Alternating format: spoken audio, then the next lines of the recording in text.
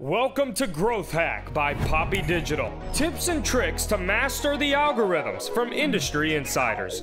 Now here's your host, Julian Espinoza. Welcome back to Growth Hack, where we break down marketing channels like Google, Facebook, Instagram, and show them how to make them work for you.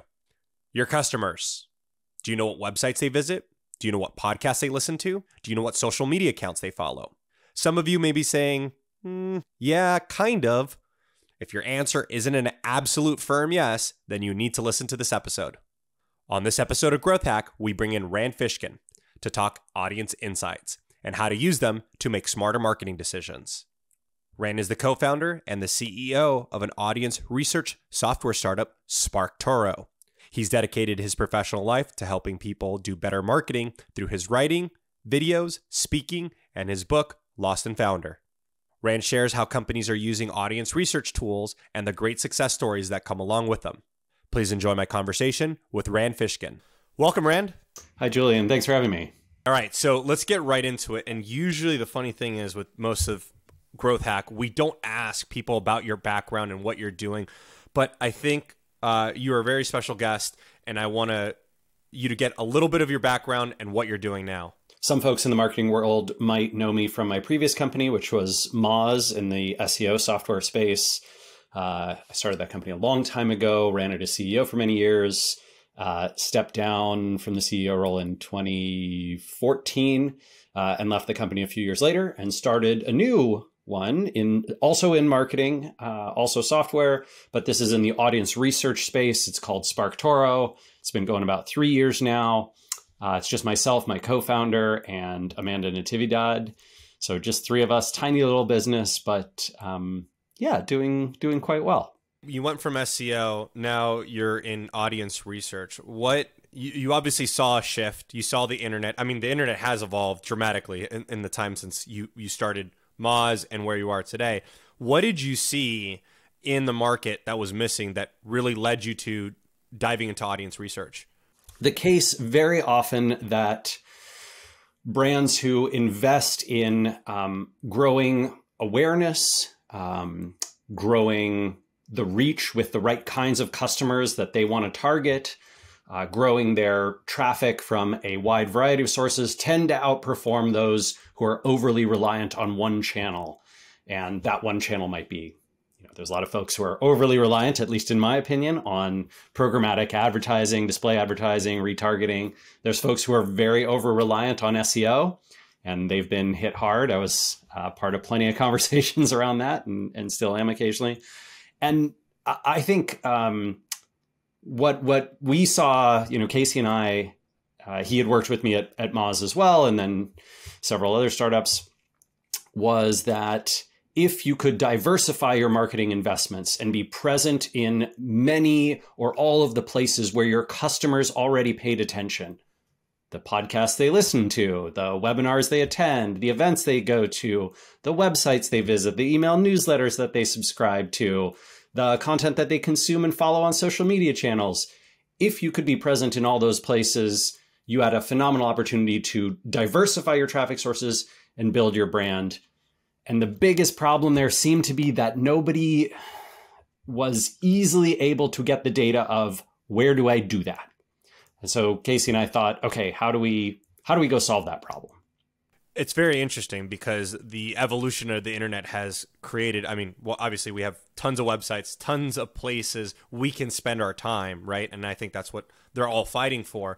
So you sort of saw this place where it's like, okay, there's just so many platforms out there. There's so many tools. There's so many different places users are spending your time. You said, okay, well, we need to aggregate the data of what our audience is doing so that we can be smarter with our marketing. I mean, does that sound about right? Yeah, that's almost exactly right. So lots and lots of brands have questions around their customers, right? People who've bought from them and potential customers, the audiences that they might want to hopefully in the future turn into customers. And those questions are things like, what sources of influence reach them and what do they subscribe to and who do they pay attention to and where and how? And that's both channels, like, is it TikTok or Reddit or Discord chats or Twitter or LinkedIn or Facebook or whatever it is? And it's also individual, what individual websites, which email newsletters, which podcasts, which YouTube channels, and questions like, and what are they talking about in those places? And what hashtags do they use and follow? And how do they describe themselves? And tell me about their demographics, and tell me about the content that they share. And those questions are, it is an infuriating process to try and get that manually. I don't know if you've ever tried, Julian, but it's just nuts to try and do that in some, survey way, or like with customer interviews. Those tools are super useful for other kinds of information, but it just can't give you great answers to the like, okay, tell me which email newsletters I should sponsor in this B2B field. And to your point, there is probably lots of questions being asked now because of how many platforms there are. Talk to us about like, where do you see brands spending or wanting to know more information about? I mean, like, is Snapchat, Pinterest, Twitch, Discord? What channels do you see brands really wanting information behind? Whatever is popular in their industry at the given time, and whatever the media is focused on. So I think unfortunately, there's kind of a shiny object syndrome in marketing universe. And, I understand the psychology of it. I have heard a lot about TikTok, so I'm very curious about whether TikTok is a marketing opportunity for me. And boy, Gary Vaynerchuk gets on a lot of stages and says that I should be on, these 15 different social media networks, and I got to always be hustling on all of them. So maybe I should do that because he seems to be very successful. And I think that the reality is that the best thing that I think most brands can do, when I say most brands, I especially mean small and medium brands, small and medium agencies, because very frankly, it's not that I don't care, but I don't need to help big brands and big companies. You guys are doing great. There's never been a better time to be a monopoly. It's just, I just don't, I don't traffic in helping those folks. But for the small and medium brands, the startups, the creators, the folks that I really want to help, I think it pays to find a few channels that work well for you, and a few sources of influence inside those channels that work well for you because you're great at them. You have passion and interest around that subject matter and that type of format. You provide unique value that none of your competitors do on that platform, and your customers are actually present there. It's interesting. I think we have a very similar opinion. Gary Vaynerchuk's not the only one out there screaming what platforms we should be on, but he's definitely one of the loudest voices in that. Sure. And I'm using him as a straw man, and I apologize for falling into the argumentative fallacy there. But yeah, no, it's a good illustration. And I think there's something to be said, not to derail this interview and going to this other direction about coming off audience research, but this idea of like, you should be passionate about the platform that you're on, Absolutely. No, I hate the idea that you don't have to be everywhere. You don't have to be doing everything. I fundamentally disagree. I disagree with this in terms of your product strategy, your marketing strategy, your sales process, I think that the way that human beings perform best, and organizations of human beings performing best, is when they focus on a few things that do the most good for their business goals. I fundamentally think that if you can limit the number of hours you work in a week and bring that number down, not up, but down, you will be able to do better work in those few hours that you do work. And I think in an information economy and in a high education requirement type of field, you will win based on making better decisions, not on putting in more hours of labor. And the best way to make better decisions is to be well rested and emotionally happy and healthy and in a good place and doing your best work. And so find the hours in the week when you have the most energy and when you're feeling your best.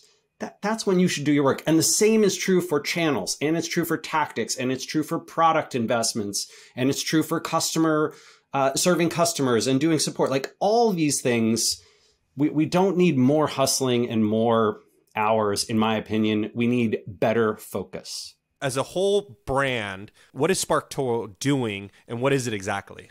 Yeah, so SparkToro is basically trying to automate the process, the best possible audience research process that we could find, which was essentially, we saw some very smart agencies and in-house teams who would gather together all of the social profiles of their customers, right, that they had data on.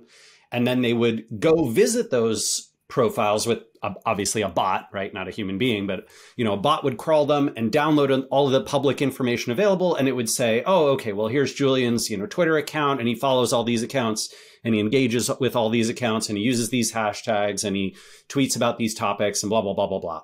And then it would visit, YouTube, and it would say, oh, okay, here's all the channels that Julian's YouTube is subscribed to, and here's his LinkedIn, and that's connected to his YouTube and his Twitter, so we know that those are the same things. And oh, here he is on Reddit, and oh, there's his, Quora profile and his Medium profile and his Instagram profile, and boop, we're going to download all the data, all the things that Julian has publicly put out there that Google can crawl. We're going to go crawl those, aggregate them together for all our customers, and then show insights. So 22% of our customers posted on Instagram in the last month. And of those who did, 13% follow this account and 12% engage with this hashtag and blah, blah, blah, blah, blah, right? And so you'd have all this beautiful data, super actionable, super useful. Tons of customer research data is not actionable, but this is. If you know that someone's using a hashtag, that a lot of your customers are using a hashtag on Instagram, you can go advertise against that hashtag. You can go post to that hashtag. You can subscribe to it and see what else is doing well in that hashtag. You've got a bunch of actionable things that you can do. You could go do some, you could find someone who's very influential in that field and go do a partnership with them or an influencer marketing arrangement or whatever it is. And the same applies to Twitter and LinkedIn and YouTube and websites and podcasts and all this kind of stuff. But if you want to build one of those engines yourself that crawls all those profiles, holy crap. You're talking about multiple engineers on your team and a product person and like a whole management system and probably a year of work, like to just build that one report for you, for your company. And so Casey and I were like, that's dumb. Let's just build that for the whole internet. And that's what SparkToro is. We crawl, obviously not all of the profiles out there, but a substantial number of public social and web profiles. We've got about 80 million or so public profiles, which actually is around 800 million because we have them across about 10 different platforms. And then we just let you search that database. So you can say, I want to know stuff about gardeners in Tennessee, or I want to learn more about chemical engineers in the UK, or I want to learn more about people who talk about Dungeons and Dragons on the internet. And SparkToro can show you aggregated data about anonymized profiles of hundreds, thousands, tens of thousands, millions of those people. So social listening isn't obviously new.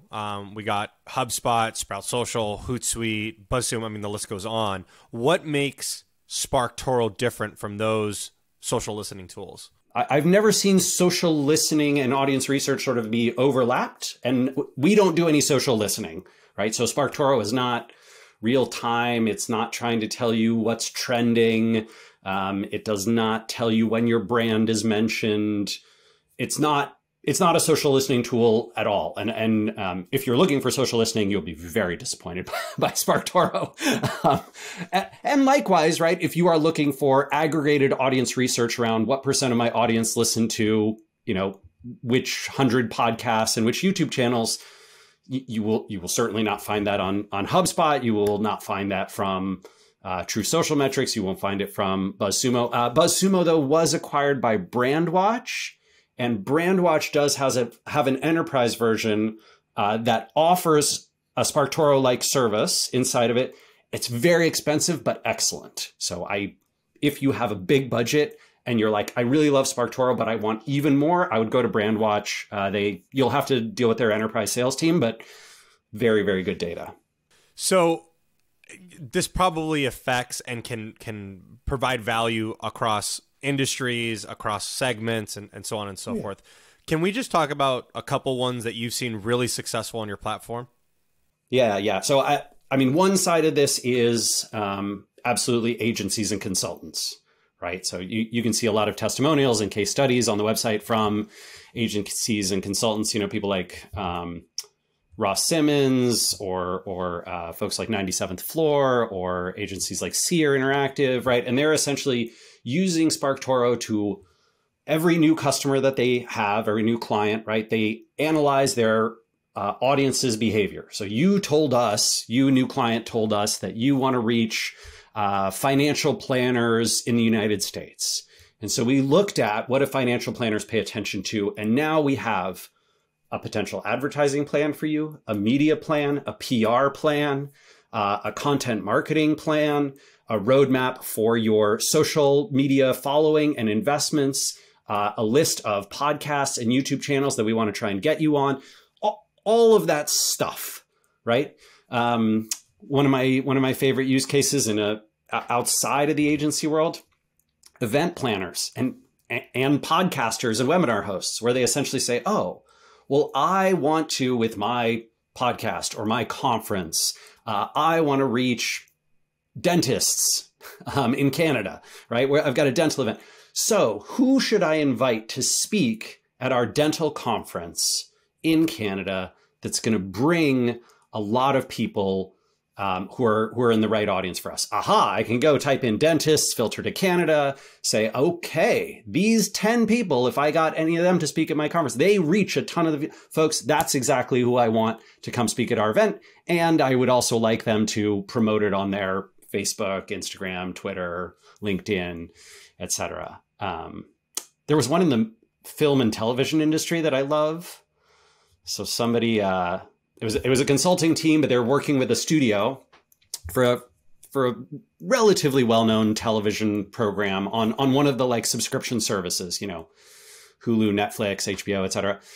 They got dropped. The show got dropped. So essentially canceled. I think it had 4 or 5 seasons. And the showrunners were looking to get picked up by another network. And so they used SparkToro's data to basically show that the audience who was engaging with their content, following their, actors and characters in the show online, using the hashtags, etc., were not yet captured by the other networks that they were pitching. And they got picked up for, I think, a 5th or 6th season, which was super cool. That is a very interesting use case. Probably one that you didn't anticipate when you built it. Never in a million years, right? Like I had a phone call with the team behind it, and they were like, "Oh yeah, we're using it to do this. We want to try and save this show." I was like, "Oh my god, this is so super cool!" It was great.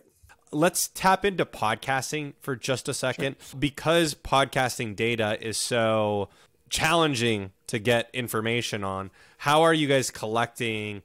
Okay, this group of audience is listening to podcasts. How are you guys approaching that? And you can be very granular or ground level. No, we're totally public about our methodology. There's nothing fancy that we're doing. There's no like machine learning or AI or some Web3, like none of that. It is the simplest possible methodology. So we basically will say, okay, Julian Espinoza is the host of this podcast, and we can see that from basically your social channels will link to whatever your iTunes or your Libsyn or whatever, right? And then when we see that connection, we form it. And so then we'll be able to say, okay, well, lots of people who are, have some attribute or trait or follow some account also engage with Julian. And given that, we're making this podcast connection. So when you click on the podcast tab, you will see, your podcast that with whatever percent of people we found connected to you, engaging with you online. So it's a bit of an inference. We're essentially saying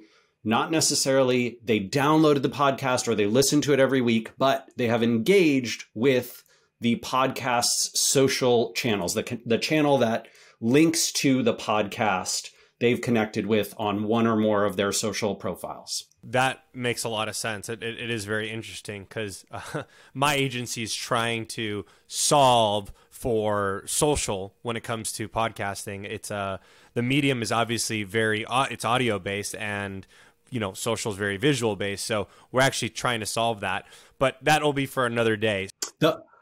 I have seen tons and tons of action, Twitter and LinkedIn especially, around podcasts in the business world with the audiograms. Absolutely. There is. That is like so crazy effective. When I post, for example, if we're having this chat and someone took a 30-second like little segment of us having this video conversation, when I post those to Twitter, I can see like 10,000 views in 24 hours, which is nuts, and you'll see click-throughs of like 600, 700 plus from Twitter or, from LinkedIn over to the podcast, download an episode. Pretty exciting. Let's go back to SparkToro. You've got plans. I can see it in your face. I can see it in your eyes. What are some future features that are in the works, if you're willing to reveal those? So the big two that we're working on right now, one is support for our first non-English languages. Got a lot of folks who are asking about specifically Spanish and German. So we're going to try and support those early next year.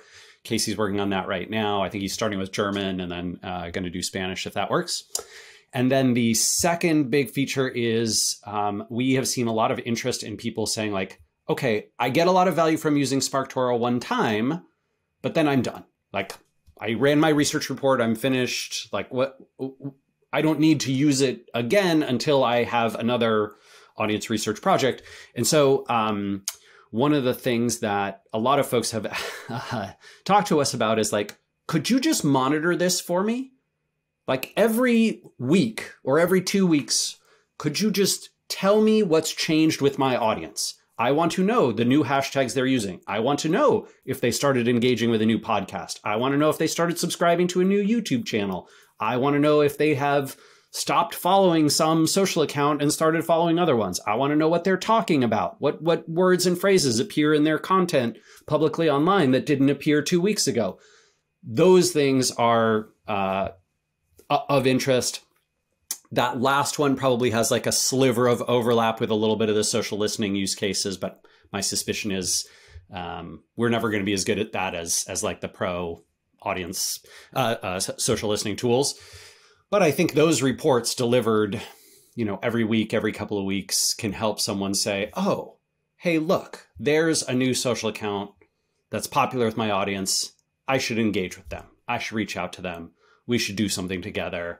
And it'll be a nice, like engaging reminder of marketing opportunities that exist for anyone who's a subscriber. So Rand, we've talked about SparkToro. I've asked a lot of questions. What haven't I asked that you want to talk about? Oh man, I mean, we didn't talk about big tech monopolies and why they're bad. We have not talked about the impact of hate speech online. We didn't have a conversation about how my wife was on the Colbert Report last night. No, Colbert Report. That's not his. What's his show? The Late Show. The Late Show with Stephen Colbert. We didn't talk about this crazy sweater I'm wearing.